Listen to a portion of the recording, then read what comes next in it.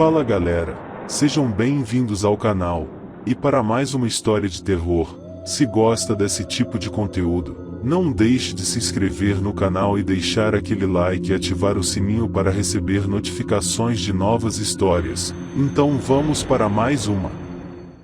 Ambiente adequado. À noite. Por uma noite de verão, o filho de um camponês, que vivia a umas 10 milhas da cidade de Cincinnati, passava pela trilha que atravessa uma espessa floresta.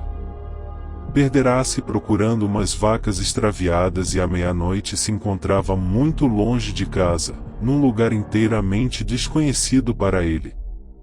Mas era um rapaz corajoso e, sabendo da situação de sua residência, dirigia-se para ele guiando-se pelas estrelas, sem titubear. Ao dar com a trilha e observar que seguia na direção conveniente, tomou por ela. A noite estava clara, mas a floresta extremamente escura. O rapaz não se afastava do caminho mais pelo sentido do tato do que pelo da vista. E seria difícil sair dele, pois de um lado e de outro havia mato cerrado. Andara já uma milha quando lhe pareceu que à esquerda, entre as árvores, distinguia um débil raio de lua. Aquela luz o alarmou e tornou perceptíveis a seus ouvidos as pancadas de seu coração. Por aqui fica a casa do velho Breed, disse. Este deve ser o outro extremo do caminho pelo qual chegamos a ela, saindo lá de casa. Uf! Que quererá dizer uma luz por aqui? No entanto, continuou andando. Um momento depois saía da floresta para um pequeno espaço aberto, cheio de mato rasteiro. Viam-se os restos de uma cerca pobre. A poucos metros da trilha, no centro da clareira, se achava a casa de onde saía a luz, pelo retângulo onde houvera uma janela. Esta havia sido completamente destruída pelas pedradas daqueles que se aventuravam por ali, que assim punham à prova a própria coragem e o desprezo pelo sobrenatural, pois a casa de Breed gozava da reputação de mal assombrada. Possivelmente não seria, mas assim mesmo o mais cético teria que confessar que estava abandonada, o que nas regiões rurais vem a ser quase o mesmo. O rapaz olhou a vaga luz que atravessava a janela e recordou, com apreensão, que a sua mão também ajudara aquela destruição. Sentiu um pesar descabido e absurdo, sendo tardio. Esperava quase que se desencadeassem sobre ele os espíritos ultraterrenos incorpóreos que havia ultrajado, auxiliando a destruir tanto a janela como a paz de que os espíritos possivelmente gozavam. Assim mesmo, embora lhe tremessem as pernas, não se afastou, teimoso. Circulava em suas artérias o sangue pujante e rico de ferro de seus antepassados exploradores. Estava apenas a 2 gerações daquela que subjugara os índios. Pôs-se a caminho novamente, tencionando passar em frente à casa. Quando se achava diante dela, olhou e lhe pareceu ver pela abertura da janela uma visão estranha e apavorante, e a figura de um homem sentado no meio da sala, a uma mesa cujo tampo estava cheio de folhas soltas de papel. Os cotovelos do homem se apoiavam na mesa, a cabeça descoberta estava segura entre as mãos. Seus dedos se enterravam nos cabelos. O rosto era de um amarelado cadavérico, iluminado pela luz de uma vela presa à mesa e um pouco inclinada. A chama iluminava só um lado do rosto, o outro ficava mergulhado na escuridão. Os olhos do homem estavam fixos no espaço aberto da janela, com uma expressão na qual um observador mais velho e mais sereno descobriria uma certa apreensão, mas que pareceu absolutamente impossível ao rapaz. Pensou que o homem estivesse morto. Era uma situação horrível, mas não sem uma certa fascinação. O rapaz estacou para observar. Sentia-se barquejar, desmaiar, tremer, o sangue lhe fugiu do rosto. Entretanto, cerrou os dentes e avançou resolutamente para a casa. Não o guiava nenhuma intenção consciente. Enfiou o rosto alterado pela abertura iluminada. E no mesmo momento o silêncio da noite foi rompido por um grito agudo e impressionante, o grito agoureiro de uma coruja. O homem se pôs de pé bruscamente, derrubando a mesa e apagando a luz. O rapaz fugiu correndo. No dia anterior. Bom dia, Colston. Parece que estou com sorte.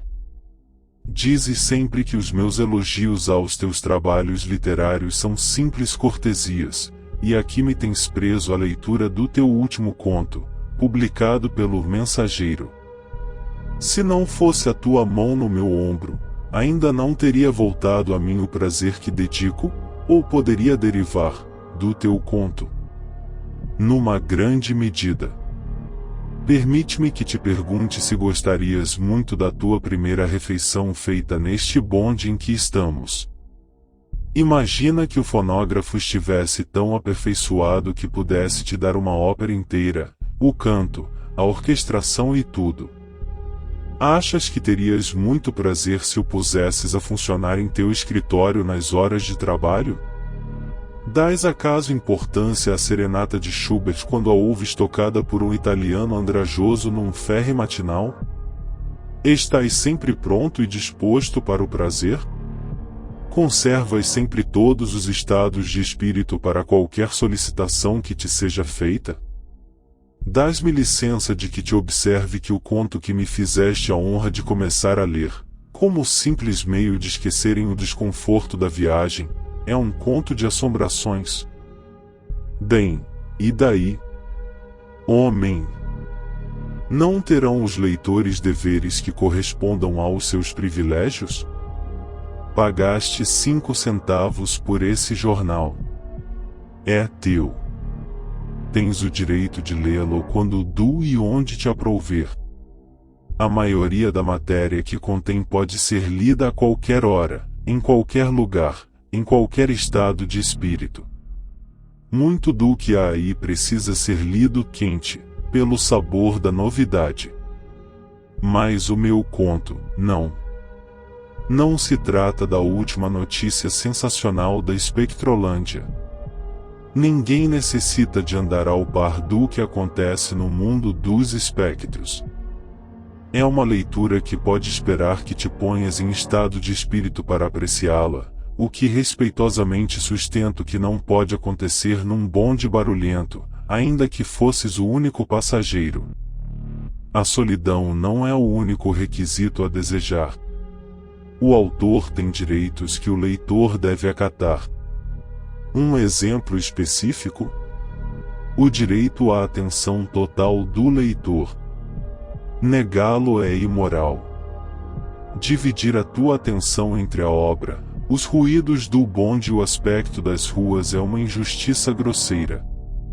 É um comportamento infame, por Deus. O homem que falava se pusera de pé e se mantinha em equilíbrio seguro a uma das correias que pendiam do teto do bonde. O outro observava com súbita atenção, pensando como uma falta tão sem importância poderia justificar uma linguagem tão forte. Notou que o rosto do amigo empalidecera de maneira insólita que seus olhos pareciam 2 carvões acesos. Sabes o que quero dizer, prosseguir o escritor, falando com muito ímpeto. Bem o sabes, Marche. O meu trabalho hoje publicado no Mensageiro tem um simples subtítulo que diz um conto de espíritos. É informação suficiente para qualquer um. Qualquer leitor honrado compreenderá que essas palavras prescrevem, implicitamente, em que condições o conto deve ser lido. O homem chamado Marche pestanejou levemente e perguntou com um sorriso. Mas quais são essas condições? Bem sabes que sou um simples homem de negócios, que ninguém poderá supor que entenda dessas coisas. Como, quando e onde devo ler o teu conto de fantasmas? sozinho, à noite, à luz de uma vela. Há certas emoções que o escritor pode provocar com muita facilidade, como por exemplo a compaixão e a alegria. Poderei fazer-te rir ou chorar em quaisquer circunstâncias. Mas quanto ao meu conto de assombrações, para que tenha efeito, é necessário fazer-te sentir o medo, pelo menos ter uma forte sensação do sobrenatural, e isso é difícil. Tenho o direito de esperar que, se leres o que escrevi, me deis a oportunidade de alcançar o meu objetivo, que te tornes acessível à emoção que procuro inspirar. O bonde chegou ao seu destino e parou. A viagem feita era a primeira do dia e a conversa dos dois passageiros madrugadores não fora interrompida. As ruas ainda estavam silenciosas e desertas, os telhados das casas acabavam de ser tocados pelo sol nascente. Quando começaram a andar lado a lado, Marsh observou de perto seu companheiro, que tinha fama, como a maioria dos homens de habilidade literária pouco comum, de se entregar a diversos vícios devastadores. É assim que se vingam as mentalidades obtusas das brilhantes, ressentidas da superioridade das últimas. Colston gozava da reputação de ser um homem de gênio. Há muita gente honrada que acredita que o gênio é uma forma de excesso. Era notório que Colston não bebia, mas muitos afirmavam que ele fumava ópio. Qualquer coisa em seu aspecto, naquela manhã, em certo brilho no olhar, a palidez insólita e a expressão exagerada da linguagem, pareceu a Marsh confirmar aqueles rumores. No entanto, não quis abandonar um tema que lhe parecia interessante, por mais que pudesse enervar o amigo. Queres dizer, então, disse, que se me der ao trabalho de observar as tuas instruções, de me colocar nas condições que exiges, e solidão, noite uma vela de espermacete, poderás, com o teu conto de espectros, provocar em mim uma aguda sensação do sobrenatural, como dizes. Conseguirás acelerar o ritmo do meu coração quando eu ouvir ruídos súbitos, fazer-me sentir arrepios na espinha e ficar com os cabelos de pé? Colston voltou-se para o amigo e fitou-o com firmeza, não parando nenhum dos dois de andar. Não terias coragem para tanto, e disse, frisando as palavras com um tom de desprezo. Podes ler o meu conto num bonde, mas à noite, numa casa abandonada em plena floresta. Qual? Tenho no bolso um manuscrito que te mataria. Marsh se irritou. Sabia-se valente aquelas palavras o feriram a vivo. Se sabes de um lugar assim, declarou, leva-me para lá esta noite e deixa-me o teu manuscrito e uma vela. Vai buscar-me quando houver passado o tempo necessário para a leitura e eu te contarei o enredo todo, despachando-te depois a pontapés. Verás. E assim foi que aconteceu que o filho do fazendeiro, ao olhar pela janela vazia da casa de Breed, deu com um homem sentado à luz de uma vela. No dia seguinte. Já caíra a tarde do dia seguinte quando 3 homens maduros e um rapaz se aproximaram da casa de Breed, da qual se acercara na noite anterior o rapaz, que havia ido em busca das vacas. Os homens estavam de bom humor, falavam alto e riam. Atiravam ditos irônicos e jocosos ao rapaz, sobre a sua aventura, que acreditavam ter sido puramente imaginária. O rapaz ouvia os gracejos gravemente, sem replicar. Tinha noção da realidade dos fatos da vida e sabia que quem afirma ter visto um morto levantar-se para apagar uma vela não merece crédito. Ao chegar à casa de Breed e encontrar a porta aberta, o grupo de investigadores entrou sem cerimônias, tomando para a esquerda, onde ficava o quarto da janela destruída. E ali encontraram o cadáver de um homem. Estava caído de lado, com um braço sob o corpo e o rosto encostado ao chão. Tinha os olhos desmesuradamente abertos, seu olhar era horrível de ver. O maxilar inferior cedera, sob a boca aberta, no chão, formara-se uma poça de saliva. Uma mesa tombada, uma vela meio consumida, uma cadeira e algumas folhas de papel manuscritas era tudo que continha a peça. Os homens examinaram o cadáver, voltando-lhe o rosto um a um. O rapaz ficou do lado da cabeça do cadáver, em atitude de proprietário. Era o momento mais feliz da sua vida. Um dos homens lhe disse: tinha razão. Essa observação foi recebida pelos outros com gestos de aquiescência. Era o ceticismo dando uma satisfação à verdade. Depois um dos homens apanhou do chão as folhas soltas e se acercou da janela, pois as sombras da tarde escureciam a floresta. O canto agoirento de um pássaro se ouviu à distância e um escaravelho monstruoso passou zumbindo pelo vão da janela, zumbido que foi morrendo aos poucos. O homem leu o manuscrito. Antes de cometer o ato que, com ou sem razão, resolvi pôr em prática e comparecer ante o meu Criador para ser julgado, eu, James Rua Colston, creio ser o meu dever de jornalista fazer uma declaração ao público. Meu nome, se não me engano, é suficientemente conhecido como de um escritor de contos trágicos, mas a mais sombria imaginação jamais concebeu algo tão trágico como a minha própria vida e a minha história. Não em incidentes, e minha vida foi desprovida inteiramente de aventuras e de ação. Mas a minha carreira mental foi fantástica em experiências de morte e de maldição. Não vou narrá-los aqui. Algumas estão escritas e prontas para serem publicadas. O objetivo destas linhas é explicar, a quem possa interessar, que a minha morte é voluntária, um ato espontâneo. Morrerei à meia-noite em ponto do dia 15 de julho, aniversário significativo para mim, porque foi nesse dia e a essa hora que o meu amigo no tempo e na eternidade, Charles Breed, cumpriu o juramento feito a mim de realizar o mesmo ato que a sua fidelidade ao nosso compromisso me obriga agora a imitar.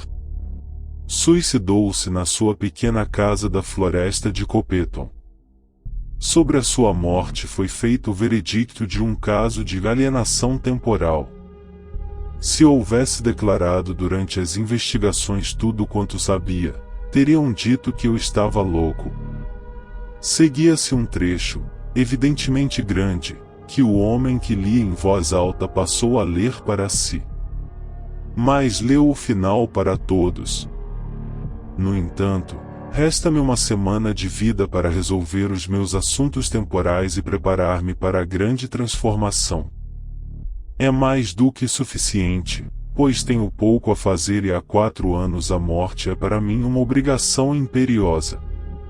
Encontrarão este manuscrito com o meu cadáver. A quem o encontrar, peço que o entregue ao juiz. James R. Colston. P. S. e Villard Marsh.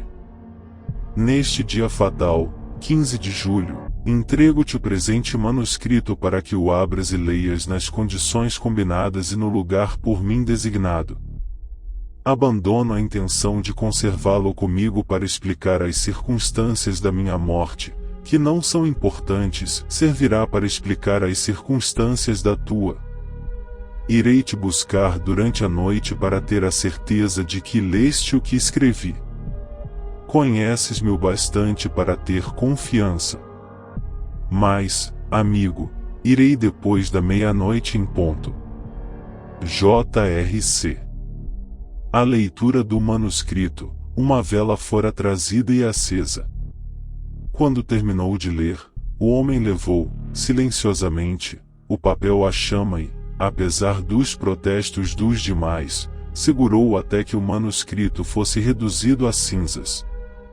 Este homem, e que posteriormente suportou, placidamente, uma severa repreensão do juiz, era genro do falecido Charles Breed. Não foi possível, no transcorrer do inquérito, apurar o conteúdo do que estivera escrito no papel. Do The Times.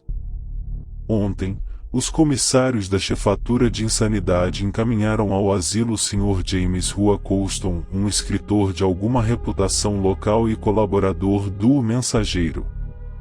Tenha-se em mente que, na noite do último dia 15, o Sr. Colston foi colocado sob custódia policial por um de seus companheiros de quarto, inquilino na Bainey House, que o observou, numa atitude muito suspeita, desnudando a garganta, afiando uma navalha e testando-a ocasionalmente no braço, etc.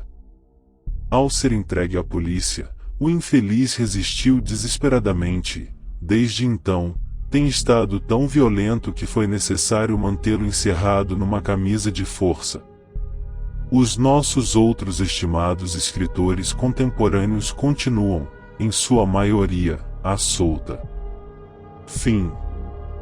Se gostou, deixa o like e não esqueça de se inscrever no canal.